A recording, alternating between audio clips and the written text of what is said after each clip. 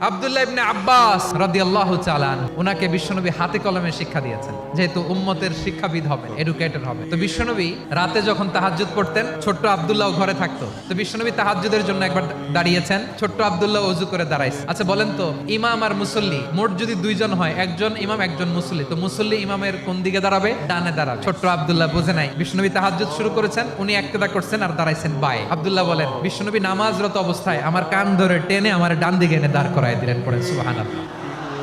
এভাবে বিশ্বনবীর অনেক সঙ্গ পেয়েছেন। উনাকে বিষ্ণু ইসলাম শিক্ষাবিদ, এডুকেটর অফ দিস উম্মাহ হিসেবে সিলেক্ট করেছেন, হাতে কলমে শিখিয়েছেন। বিশ্বনবী একবার প্রকৃতির ডাকে সাড়া দিয়ে এসেছেন। এখন কি করতে হবে? নামাজের জন্য ওযু করতে হবে। বিশ্বনবী এসেই দেখেন ওযুর বদনায় পানি ভরা, খুশি হয়ে গেলেন। বললেন, কে রেখেছে পানি? একজন বলল, আব্দুল্লাহ রেখেছে। বিশ্বনবী অত্যন্ত খুশি হলেন, খুশি হয়ে একটা দোয়া করলেন, বললেন, আল্লাহুম্মা ফাক্কিহু ফিদ্দীন ওয়া আল্লিমহু তা'ওয়ীল। আল্লাহ, তুমি আব্দুল্লাহকে দ্বীনের বুঝ দিও আর কোরআনের তাফসীর শিক্ষা দিও। বিশ্বনবী